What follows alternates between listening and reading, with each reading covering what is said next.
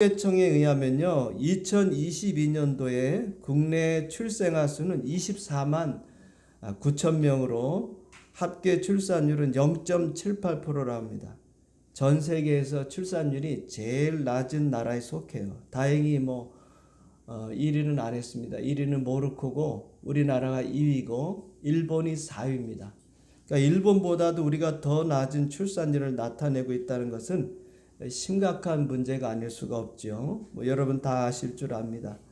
한국은 저출산으로 매년 70만 명이 줄고 약 950년 후에는 한국 민족이 제일 먼저 없어진다는 그런 비관적인 기사가 실린 바가 있습니다. 자, 그럼 저출산의 원인이 무엇이겠는가? 여러 가지가 있겠지만 그 출산 저하 원인은 혼인 연령의 지연이죠.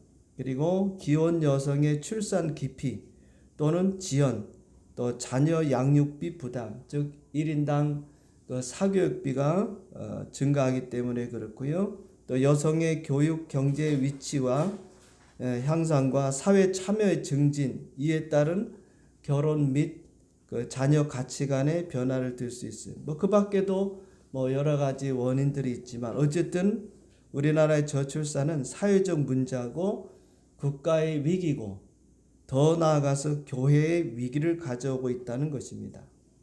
어린이는 교회의 미래입니다. 제가 교회 개척할 당시만 해도 우리 교회도 주일학교가 40명에서 60명 그 사이에 그냥 바글바글 모였어요.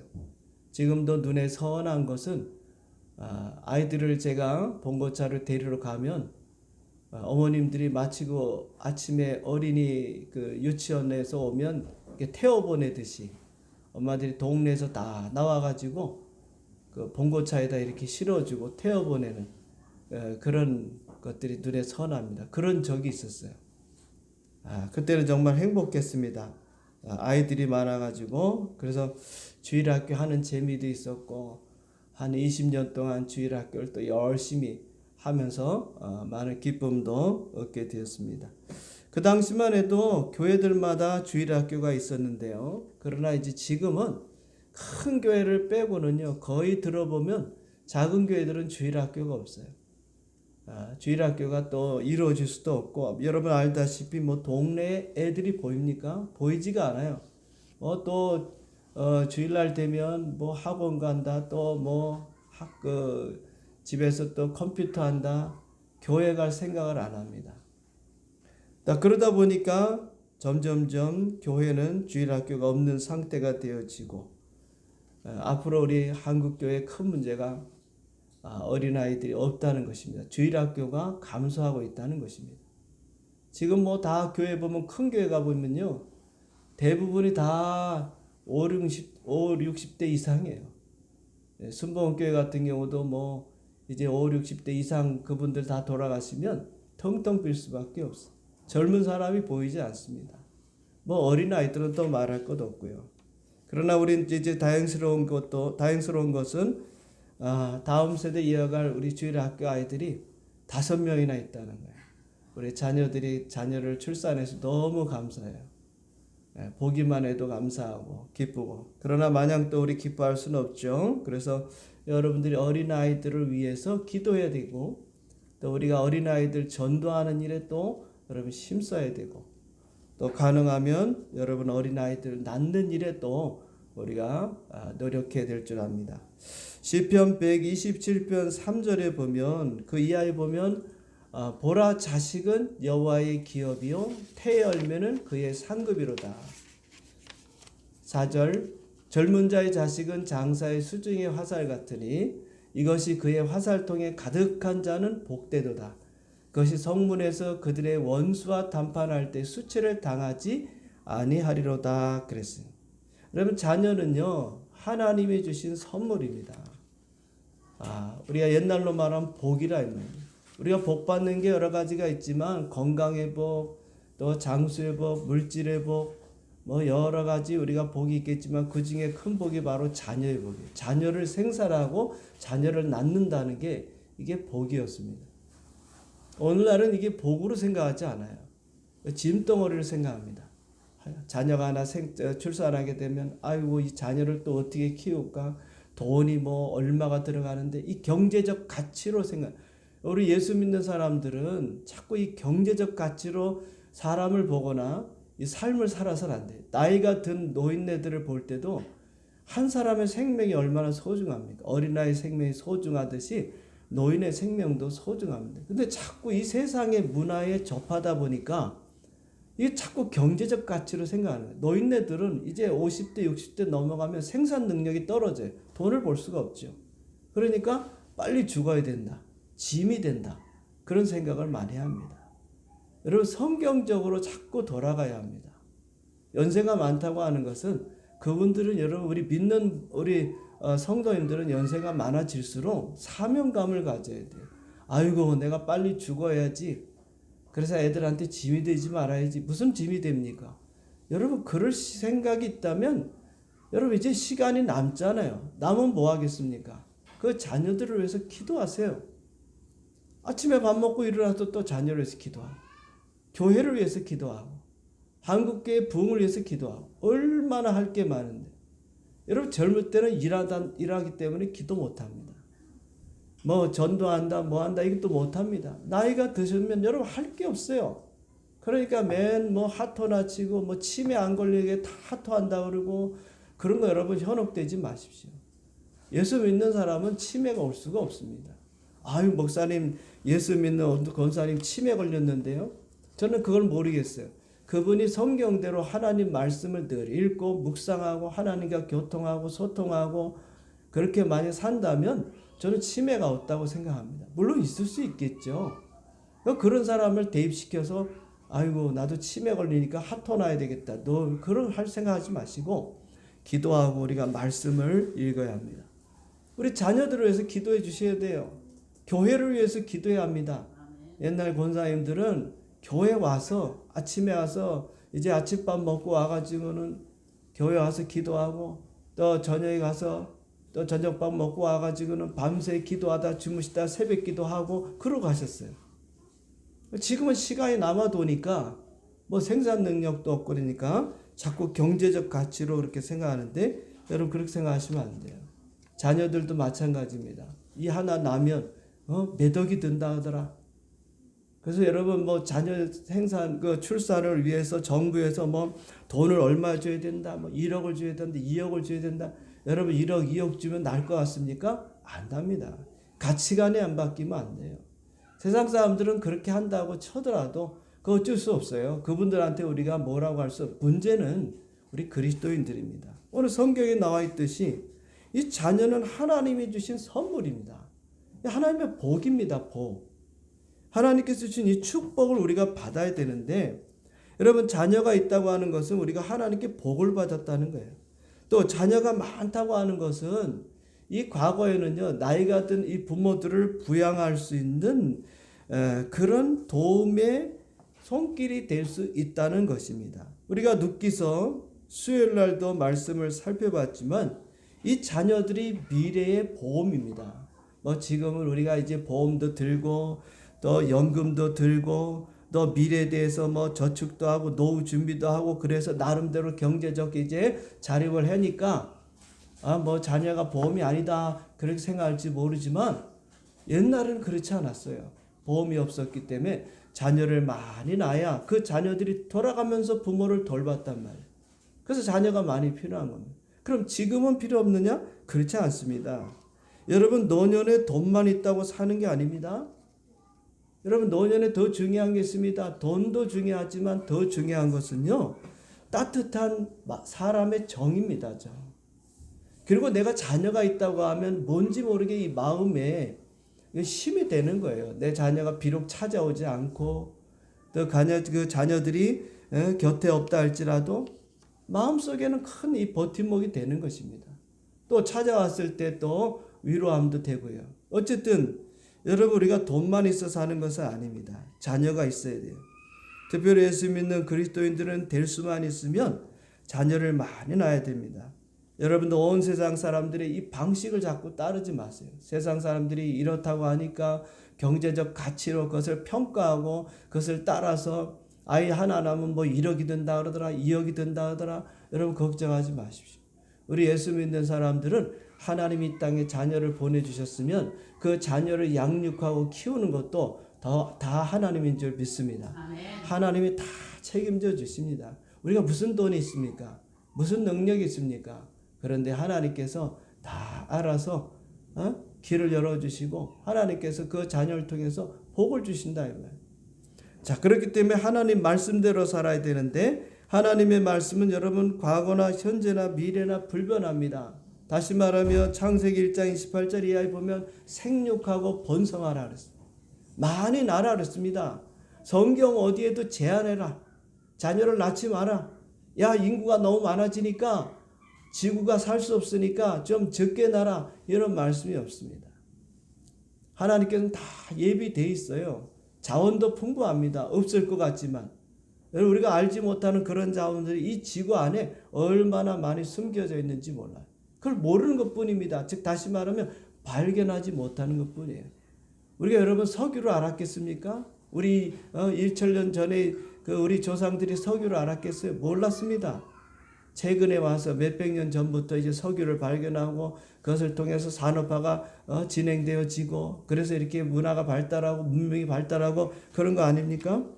이 안에 이 지구 안에 하나님이 그렇게 인구가 다 살 수 있도록 다 만들어 놓으셨어요. 다만 이 빈익빈 부익부가 일어나는 것은 사람들의 욕심 때문이죠. 내가 더 많이 가져야 되겠다. 더 부하게 살아야 되겠다. 그러다 보니까 이런 문제가 생기는 거지. 모든 사람들이 나눠주고 베풀고 서로 협력한다면은 못 살 게 없는 거예요. 그러니까 여러분 자녀를 낳음으로써 돈이 많이 든다, 경제적 어렵다, 힘들다 그런 생각하지 마시고 그것은 하나님께 맡기십시오. 그것은 잘못하면 그런 생각을 갖고 있다고 하면 그것은 하나님의 말씀을 위배하는 것이에요. 그게 죄가 되는 것입니다. 꼭 남의 거 훔치고 사기치고 거짓말하고 그런 것만 죄가 되는 게 아니에요. 하나님의 말씀대로 살지 않는 이 정면에 위배되는 거. 여러분 예수 믿는 사람들은 그래서 목사는 여러분에게 자녀를 많이 낳으라고 할 수밖에 없어요. 아이고 목사님들은 지금 살아가는 형편을 모르고 얼마나 자녀를 키우기 힘든데 여러분 힘든 거 압니다. 그러나 지금처럼 이 자녀를 키우기에 편안한 때가 어디 있습니까? 저도 뭐 자녀를 키워봤지만은 지금은 뭐 너무 편리합니다.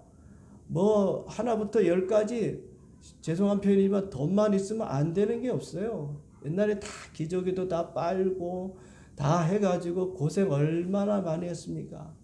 이식도 다 친히 만들어 먹이고 우유가 없어가지고 쌀뜨물로 해가지고 애들을 먹이고 그런데 지금은 그렇지 않습니다. 너무 아이들을 키우기 편안한 시대예요. 어떤 면에서 보면 어머니들이 너무 한가합니다. 애들 2살 정도, 3살 정도 보면 어린이집으로 싹 보내버리고 자기는 집에 하루 종일 있고 얼마나 지금은 좋은 때인지 그런 때도 안 낳겠다는 거예요. 왜 그렇습니까? 자기가 편하게 살려고 어쩔 수가 없는 것이죠. 자, 어쨌든 하나님의 말씀을 통해서 우리가 말씀대로 자꾸 가야 합니다. 세상의 문화에 여러분 휩쓸리지 마세요. 오늘 말씀해 보니까 13절 그때 사람들이 예수께서 안수하고 기도해 주심을 바라고 어린아이들 데려고 오매 제자들이 꾸짖었다 그랬습니다. 당시 사람들은요 종종 자신의 아이를 납비라든지 장로님들에게 데리고 가서 안수를 받게 했어요. 안수 기도를. 그렇게 함으로써 우리 아이들이 축복을 받아 잘 될 것이라고 하는 그런 부모님들의 마음이 있었던 것이죠. 그러니까 예수님도 위대한 납비니까 예수님께 가서 우리 아이들에게 좀 기도를 좀 안수 기도를 좀 받아야 되겠다. 그러니까 축복 기도를 받아야 되겠다. 그럼 우리 아이들이 더 잘 될 거 아닌가? 그렇죠? 그런 마음에서 예수님께로 왔던 것입니다. 그런데 제자들이 볼 때는 아이들은 뭡니까? 걸림돌이죠. 왜냐하면 예수님 지금 말씀도 전하고 지금 사람들을 가르치고 있는데 아이들을 데리고 와가지고 떠든 아이들이 가만히 있습니까? 우리 아이들도 보면 뭐 가만히 있어요? 와서 떠들고 뭐 서로 장난치고 그 분위기가 흐트러지잖아요. 그러니까 제자들이 과잉 충성으로 부모님들을 꾸짖었다고 왜 애들을 데리고 오느냐?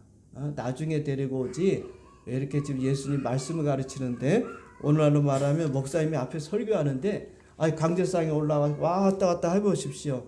아마 여러분들 말씀의 은혜가 안 되고 시험이 들 겁니다. 아이고 누구 집엔지 저렇게 왔다 갔다 하나.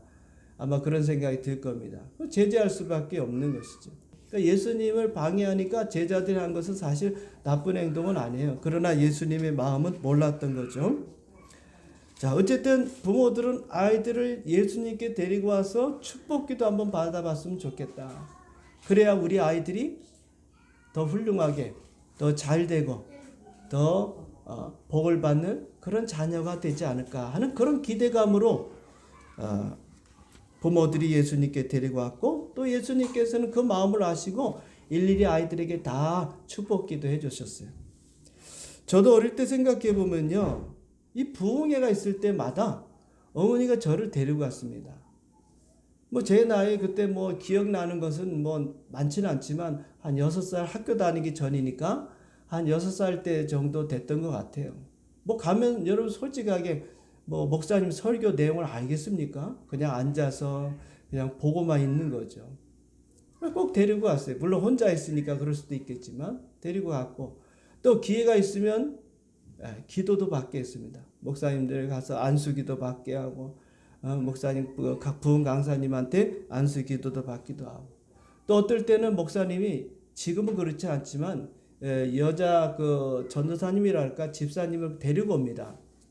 제가 봤을 때 경험상, 근데 그분은 뭐냐면 입신을 하는 거예요. 입신이라는 거 알지 모르겠지만은 이제 예배를 다 드리고 이제 설교가 끝난 다음에 이제 그분을 이렇게 눕혀요. 그럼 이제 그분이 이제 그 순간에 잠이 듭니다. 잠이 들면 그때부터 이분이 어디로 가냐면 천국을 가는 거예요. 그러니까 제가 본 거니까 얘기를 드리는 거예요. 천국에 가면 거기 천국에 가서 예수님과 만나서 대화하는 거를 이제 누워가지고 얘기하는 거. 그걸 이제 입신이라고 하는데, 그걸 제가 어렴풋이 본 기억이 나요. 이제 예수님 어쩌고저쩌고 여기 뭐죠? 저기 뭐죠? 하면서 그런 것들을 제가 본 기억들이 있습니다. 어쨌든 저희 어머니도 어떻게 하든지 우리 아들이 좀 하나님의 좀 복을 받아야 되겠다. 그래가지고 강사 목사님, 부흥회 하는 목사님 오면 안수기도를 또 받았고, 또 기억나는 것 중에 하나는 동네 기도원이 있었습니다. 동네 기도원이 있었는데 그 당시에는 뭐가 유행했냐면요, 안찰이 유행했어요. 안찰. 제가 언제 얘기했는지 모르지만 안찰이 유행해서 그 당시는 이제 제가 1학년 때 같아요. 아주 우리 70년대 그때만 해도 다들 못 먹고 다 그렇잖아요. 일정 말라가지고 우리 어머님이 겨울만 되면 감기 걸리고 그러니까 안 걸리고 있으면 좋겠다 싶어서 안차를 제가 한 30대씩 맞고 30분씩 맞고 그랬어요. 엎드려가지고 누워가지고 배를 막 때립니다. 어른이 말이죠. 큰 그냥 살살 때리는 것도 아니에요. 찬양하면서 얼마나 세게 때리는지 몰라요. 어쨌든 한 20분 정도에서 30분 정도 이렇게 맞으면요, 이게 맞는 건지 안차를 받는 건지 몰라요. 어쨌든 그것도 뭐예요? 우리 자녀가 건강했으면 좋겠다. 그래서 자녀가 좋다는 것은 저희 어머니도 저한테 많이 했던 것 같습니다. 어쨌든 여러분, 이렇게 부모님들이 목사님의 기도를 받는 게 참 중요한데 어느 순간부터는 목사님의 기도에 대해서 별 관심이 없어요. 우리 자녀가 좀 목사님의 기도를 좀 받아야 되겠다. 하나님의 종의 기도를 좀 받아야 되겠다. 그리고 축복 좀 받아야 되겠다. 이런 관심이 없습니다. 그러다 보니까 목사님들도 원치 않는데 제가 기도해 드릴게요. 애들 데리고 오세요. 그럴 수도 없고. 옛날에 그렇지 않았거든요. 옛날에는 그냥 서로 자기들 자녀를 더 기도받게 하려고 데리고 나가서 목사님 기도해 주십시오. 우리 자녀를 좀 기도해 주십시오. 막 그런 게 많았는데 어느 순간에 이게 다 사라져 버려서 자녀들이 목사님에게 기도받으려고 하는 분들이 별로 없어졌어요. 여러분, 그러나 기회가 된다면 여러분이 하나님의 종들의 기도받는 것은 참 좋은 일입니다. 그래서 오늘 우리 자녀들을 위해서도 제가 기도할 수 있는 기회가 되면 기도하려고 하는데요. 자, 어쨌든 예수님께서는 아이들에게 일일이 손 얹고 기도해 주셨다는 것입니다. 자, 아이들을 데리고 온 부모들 꾸짖는 제사장에서 예수님이 이렇게 말씀하셨죠. 14절을 보니까 뭐라 했습니까? 예수께서 이르시되 어린아이들을 용납하고 내게 오는 것을 뭐하지 말라? 금하지 말라. 천국이 이런 사람의 것이니라. 그러니까 어린아이들이 예수님에게로 오는 것, 이거 용납하라. 그러면 여러분 지금은요, 뭐 아이들이 뭐 정말 뭐 집에서 뭐 보배고 아이들이 소중하고 뭐 아이들이 오히려 어른이 되는 그런 우리 시대에 살고 있었지만 이 당시에는 뭐 불과 뭐 우리 100년 전만 해도 아이들은요 그렇게 귀하게 취급받지 못했잖아요. 그래서 어린이날 만든 거 아닙니까? 방정환 선생님이 아이들을 좀 소중히 여기자, 아이들을 좀 가치 있게 여기자, 아이들도 한 인격체로 여기자, 그런 의미에서 만든 게 어린이날 아닙니까? 지금은 뭐 365일이 다 어린이날인 것 같아. 이제 바꿔서 어버이날은 희미해져 버리고 정말 어버이날은 중요하게 생각해야 될 것 같아. 점점점. 그죠? 어버이날도 아니고 노인의 날. 노인의 천덕꾸리가 돼버렸어요. 앞서서 얘기했지만 경제적 가치로만 노인네들을 보다 보니까 이게 천덕꾸리가 돼가지고 또 본인들도 위축돼가지고 그래 맞아. 나이가 들면 죽어야 돼. 오래 살면 피해만 돼. 그런 생각을 갖고 있습니다. 그러지 마십시오. 예수 믿는 우리만이라도 하나님의 나는 사람이고 하나님은 나를 소중히 여기고 우리가 좀 가치 있게 자신을 여기셔야 돼요. 경제적 가치로만 보지 마시고. 예수님은 아이들을 경제적 가치로 보지 않았어요. 이 당시는요 어린아이나 여자들은 사람 취급도 하지 않았습니다. 그래서 여러분 숫자에도 안 들어가시는 거 알죠? 그런데 예수님은 어린아이 하나의 생명, 그 영혼을 소중하게 여기셨다는 거예요. 그래서 교회는 예수님의 이 말씀 그리고 이 행동에 따라서 어린아이들을 소중하게 생각하는 것입니다. 만약에 이때 예수님께서 아이들이 그렇게 왔을 때 맞다. 지금 내가 하나님의 말씀을 가르치고 올라로 말하면 지금 내가 설교하는데 꼭 이 시간에 애들을 데리고 올 필요가 있냐. 끝나고 나서 얼마든지 시간이 있을 거 아닙니까? 말씀이 다 끝나고 난 다음에 그리고 이제 시간적 여유가 있고 예수님도 조금 쉴만한 그때에 가서 예수님 우리 아이에게 좀 기도해 주세요. 그래도 될 수도 있잖아요. 또 예수님도 조금 있다가 와라. 내가 좀 중요한 얘기를 하고 있는데 이 사람들한테 이걸 가르치고 그 다음에 너희에게 기도해 주겠다. 뭐 이렇게도 하실 수 있지 않겠어요? 그런데 예수님은 그렇게 하지 않았다는 것입니다. 오히려 예수님은 제자들을 책망하면서 어린아이들을 용납하고 내게 오는 것을 금하지 말라. 오히려 이런 사람, 천국이 이런 사람의 것이다. 어린아이들이 천국 가야 된다 그 말이에요. 어른들만 천국 가고 어른들만 영혼 구원 받고 여러분 어른들만 여러분 하나님의 나라 가는 게 아니잖아요. 우리의 소중한 자녀들, 그 자녀들도 여러분 천국 가야 되는 거 아닙니까? 그만큼 예수님께서 이 어린아이를 소중하게 여기셨다는 거예요. 그렇기 때문에 교회가 예수님의 이 행동을 보면서 주일학교를 만들었고 어린이에 대해서 특별히 관심을 갖고 우리가 그들을 가르치고 또 그들을 양육하는 것입니다. 사실 뭐 주일학교 하는 것은 쉬운 것은 아닙니다. 많은 투자가 필요하고 희생이 필요하고 그래서 요새도 보면 이 교회학교 교사를 하려는 선생님 분들이 더 줄어든다고 합니다. 주로 교회에서 봉사하는 여러 가지가 있겠지만 그 중에서 제일 인기가 있는데 뭘까요? 성가대입니다. 왜냐하면 그건 빛나기 때문에요. 사람들이 많이 보는 앞에서 찬양을 부르니까. 그다음 제일 기피하는 게 뭐냐면 주일학교입니다. 이건 아무도 알아주는 사람이 없어요. 아이들 요새 또 얼마나 말 안 듣습니까? 천방지축이죠. 뭐 옛날도 그랬지만 지금은 더합니다. 그런 아이들을 하나씩 가르치고 양육하고 또 그 중에서 또 아이들 중에 보면은 꼭 또 이상한 아이가 하나씩 껴요. 그러면 그 아이들 통제하고 가르치려고 하면 보통 힘이 드는 게 아닙니다. 정말 말 그대로 자기 속을 다 내려놓고 간이고 쓸개고 내려놓고 해야지 내 자식 같으면 한 대 쥐어박기라도 하지만 남의 자녀를 그럴 수는 없고 그러다 보니까 제일 깊이 되는 게 주일학교입니다. 참 어렵고 힘든 거죠. 그러나 교회는 이 어린아이들에서 소중히 여기고 우리가 주일학교를 해야 합니다. 독일의 초등학교 교장 선생님은요, 연세가 많은데도 불구하고 어린 학생들을 보면 자기가 쓰고 있던 모자를 벗어서 정중하게 이렇게 인사를 했다고 합니다. 그래서 한 번 어떤 사람이 이 교장 선생님한테 물었어요.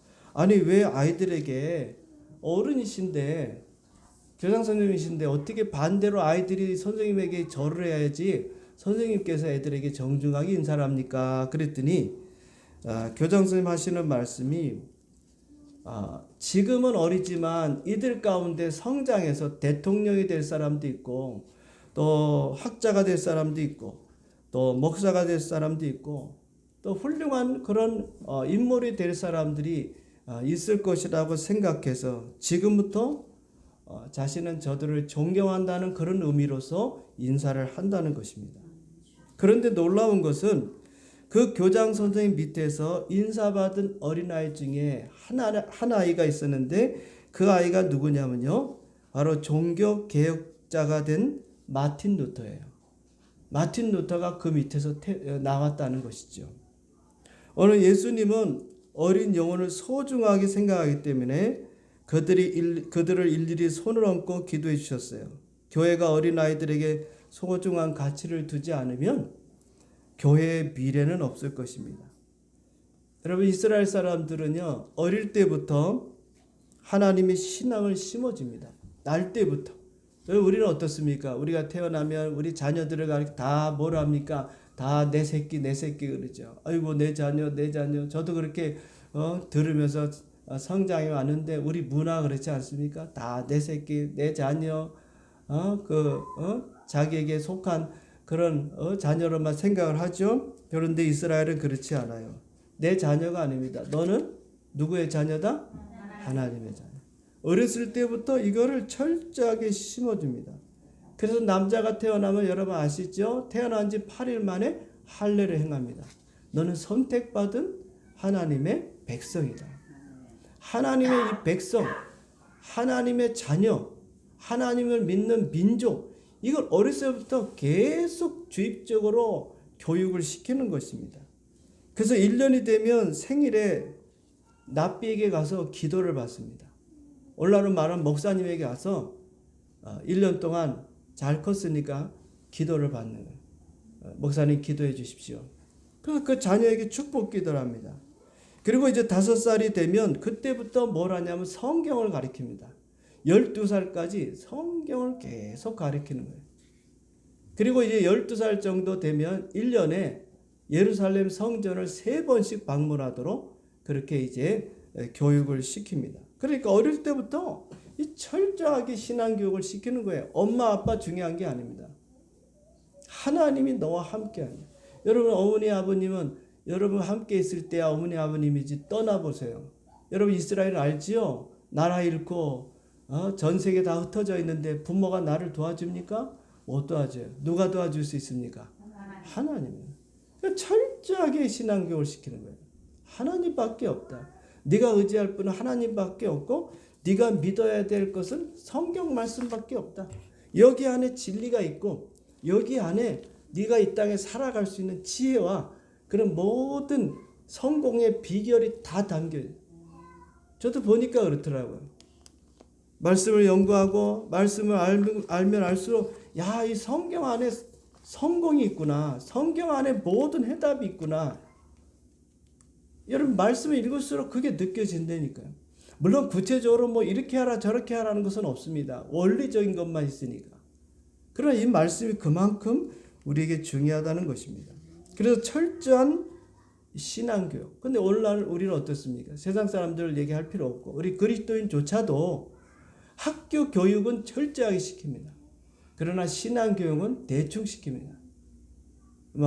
교회 나오면 고맙고 안 나오면 말고. 그러나 교회 학교 안 가면 난리 나죠. 또 학원 안 가면 큰일 나고. 여러분 그렇게 해서 교육 받으면 잘 될 것 같아도 그렇지 않습니다. 어릴 때부터 철저한 신앙교육, 말씀의 교육을 시킬 때 지혜롭게 되고 또 명철하고 현명하게 됩니다. 그래서 잠언서 1장 1절에서부터 5절까지 있는 말씀 우리 한번 같이 읽어보겠습니다. 시작. 다윗의 아들 이스라엘 왕 솔로몬의 잠언이라. 이는 지혜와 훈계를 알게 하며 명철의 말씀을 깨닫게 하며 지혜롭게 공의롭게 정의롭게 정직하게 행할 일에 대하여 훈계를 받게 하며 어리석은 자를 슬기롭게 하며 젊은 자에게 지식과 근신함을 주게 한 것이니 지혜 있는 자는 듣고 학식이 더할 것이요 명철한 자는 지략을 얻을 것이다. 아멘. 3절에 한번 다시 봅시다. 자, 여기 보세요. 지혜롭게 공의롭게 정의롭게 정직하게 행할 일에 대해서 훈계를 받는다. 여러분 아무리 자녀들한테 이렇게 하라 저렇게 하라 여러분 말하는 것은요 잘못하면 잔소리가 됩니다. 그런데 하나님의 말씀이 아이들에게 들어가면 그 말씀이 그 심령에 들어가면 우리가 걱정하지 않아도 애들은 지혜롭게 공의롭게 정의롭게 정직하게 그렇게 행할 수밖에 없어요. 여기서 말하는 지혜라는 것은 머리를 꾀가 많고 거수 얘기하는 게 아닙니다. 여러분 세상적인 지혜는 꾀입니다. 꾀. 자기 머리에서. 오늘 여러분 우리 예수 믿는 사람들도 너무 꾀를 많이 자기 머리로 판단하는 분들이 많아요. 그래서 머리가 아픈 겁니다. 그래서 힘들게 사는 겁니다. 이 지혜롭게라는 건 다른 게 아니에요. 하나님께서 주시는 말씀, 또 하나님이 주시는 그 순간의 깨달음. 말씀대로 살면 그게 지혜로운 거예요. 가장 지혜로운 거예요. 그래서 하나님의 말씀을 읽는 가운데 이 잠언의 말씀, 특별히 성경 전체 모든 말씀을 통해서 아이들이 지혜롭게 또 명철하게 또 슬기롭게 현명한 판단력을 가질 수 있도록 여러분들이 하나님의 말씀으로 아이들을 어렸을 때부터 양육해야 돼요. 에베소 6장 4절에 보면 또 아비들아 너희 자녀를 노엽게 하지 말고 오직 주의 교훈과 훈계로 양육해라. 하나님의 말씀으로 양육해라. 내 생각, 세상적인 문화를 접하고 그대로 여러분 가르치지 말고 성경적으로 자꾸 가르치래요. 성경적으로 가르쳐. 그러려면 여러분 성경적으로 내가 알아야 합니다. 성경을 지난번에 말씀드린 것처럼 믿고 내가 확신해야 합니다. 여러분이 확신하지 못하면 못 가르쳐요. 나도 믿지 못하는데 어떻게 가르칩니까? 여러분 신앙대가 확신을 못 가지니까 아이들한테도 확신을 못 주는 겁니다. 먼저 내가 확신을 갖고 내가 믿어야 돼요. 그리고 그 말씀을 가르쳐야 됩니다. 우리가 인생을 살아오면서 답이 뭐겠습니까? 아, 내가 믿는다고 믿어왔지만 제대로 믿지 못했구나. 나는 그렇게 한다 할지라도 내 자녀만큼은 잘 믿어야 되겠구나. 그런 마음이 여러분 드셔야 그게 정상인 것입니다. 여러분 미국의 링컨 대통령의 어머니는 어릴 때부터 하나님의 말씀으로 링컨을 교육했고요. 죽을 때 성경을 주면서 인생의 모든 해답은 여기 들어있으니 하나님을 잘 섬기라고 유언을 했습니다. 그 결과 여러분 알다시피 링컨 대통령은 8번이나 선거에 패배하고 사업에 실패했지만 마지막에 와서는 미국의 대통령이 되는 그런 사람이 되었죠. 그래서 부모는 자녀들에게 물려줄 좋은 유산이 뭐냐? 이런 믿음의 믿음. 이 신앙의 신앙.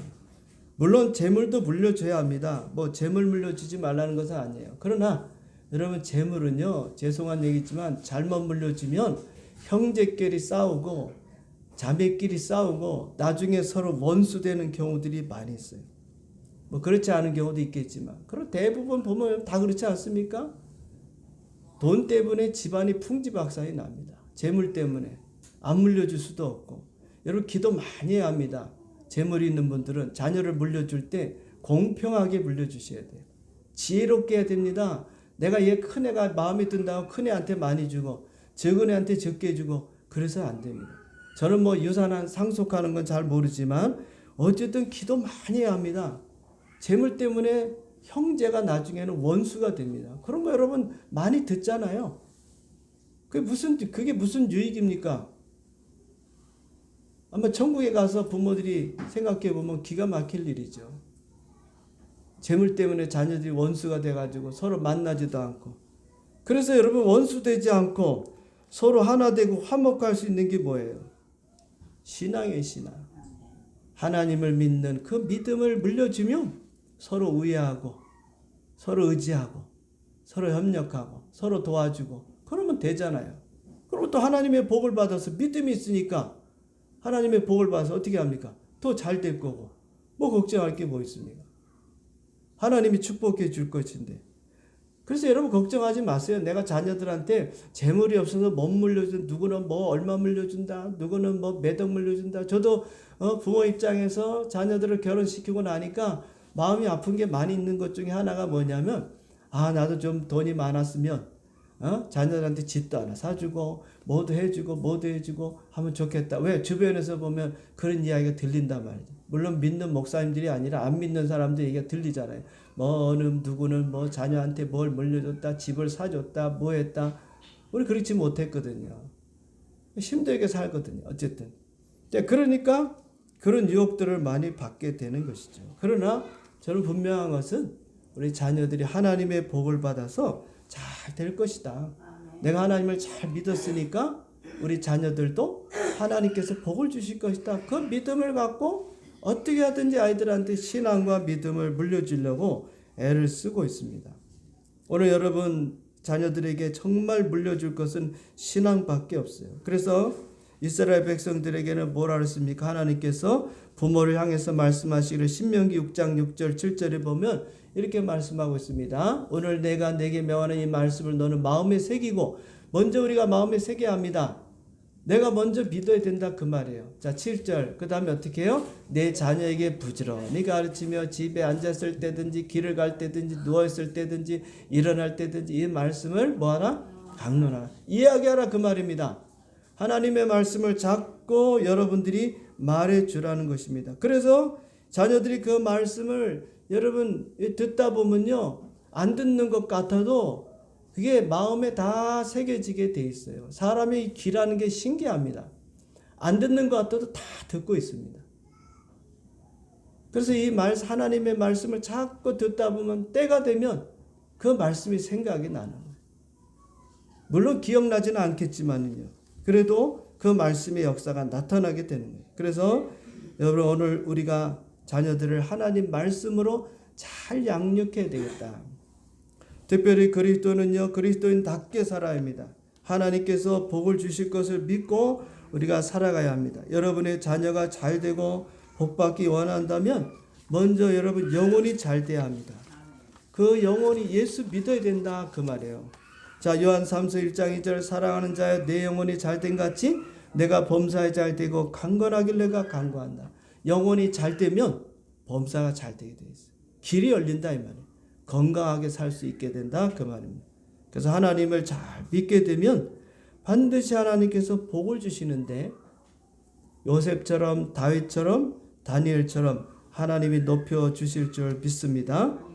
자녀가 잘 되도록 여러분이 또 믿으시고 그 자녀들을 위해서 또 기도하셔야 돼요. 출애굽기 20장 6절에 뭐라 했습니까? 하나님을 사랑하고 그 계명을 지키는 자에게는 1000대까지 은혜를 주신다 했어요. 여러분 우리가 예수를 믿고 하나님 믿고 있잖아요. 그럼 여러분들 1000대까지 은혜가 임하는 거예요. 여러분 자녀들에게 그 은혜가 임하는 것입니다. 그러니까 여러분 우리가 자녀들한테 많은 것 물려주지 못해도 우리가 자녀를 위해서 기도하고 그 자녀들에게 또 신앙을 물려주고 그럼 그게 하나님의 큰 복이 되는 것입니다. 아니 돈을 많이 물려주면 뭐합니까? 믿음이 없으면 그거 여러분 오히려 독이 되는 것입니다. 이왕이면은 믿음도 물려주고 또 재물이 있으면 재물도 물려주고 그럼 더 바랄 게 없죠. 그러나 재물이 없다고 낙심하지 마시고 무조 중요한 것은 그래 내가 물려줄 건 신앙밖에 없다. 하나님이 복 주시면요 부자 되는 건 잠깐입니다. 하나님이 가져가시면 망하는 거 잠깐이에요. 그렇지 않습니까? 사는 거 보시면. 그러니까 염려하지 마시고 하나님께서 복 주시는 그런 자녀가 되도록 여러분들이 신앙 안에서 그들을 양육하고 그들을 위해서 기도하면 되는 것입니다. 그리고 하나님께 맡기십시오. 자, 어쨌든 여러분 교회 위기는 이 코로나가 아닙니다. 물론 코로나도 될 수 있지만 오늘 여러분 우리에게 위기는 그리스도인임에도 불구하고, 즉 예수 믿는다고 하는 성도라고 하는 사람임에도 불구하고 자녀를 낳지 않는데 문제가 있는 거예요. 예수 믿는 그리스도인의 가정들은 적어도 자녀를 2-3명 이상은 낳아야 돼요. 물론 못 낳는 경우 제가 얘기하는 건 아닙니다. 못 낳을 경우는 옛날 어떻게 했습니까? 목사님에게 쫓아왔어요. 목사님 기도해 주십시오.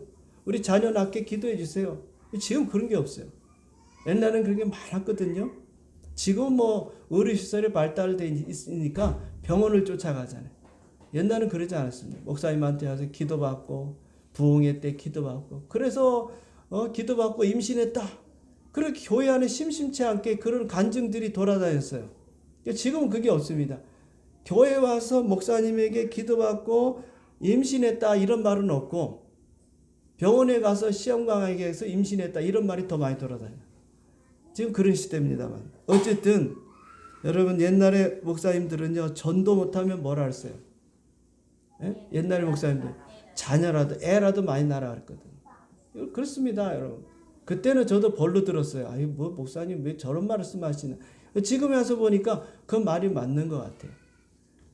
그때는 애들이 많을 때니까, 많을 때도 맨날 애만 낳으라고 하시나 애만 낳으라 했는데, 지금에 와서 보니까 우리가 전도를 못하더라도 애는 많이 낳아야 되겠구나. 왜 그런지 아십니까? 여러분 이슬람은요 부인이 여러 명입니다. 그 여러 명들에게 또 자녀가 또 나면 그 자녀들이 다 누굽니까? 이슬람화 되는 거예요. 어렸을 때부터 신앙교육을 시키는 거예요. 그러니까 그 자녀들이 막 5명, 6명 줄줄이 나가지고 부인들은 몇 명 되니까 그 아이들이 또 성장해서 결혼하고 또 자녀를 낳고 줄줄이 낳고, 그 이슬람은 자꾸 불어나는 거예요. 왜? 아이들을 자꾸 생산을 많이 하니까. 그런데 이상하게 우리 그리스도인들은 안 낳는다면 비성경적인 것입니다. 하나님의 말씀을 안다면 안 낳을 수가 없어요. 하나님의 말씀은 생육하고 번성하라고 말씀하고 있기 때문에 그렇습니다. 그래서 여러분 오늘 우리가 지금 여러분 드리는 말씀 듣고 계시는 분들은 이제 자녀를 낳을 수 있는 상황은 아니지만, 어쨌든 우리가 자녀들을 낳을 수 있도록 부모들이 기도해야 되고, 오늘 우리 교회도 이 어린이 주일을 맞이해서 우리 교회가 어린아이들이 많아질 수 있도록 여러분 기도해 주셔야 돼요. 우리 교회 미래는 이 어린아이들에게 달렸습니다.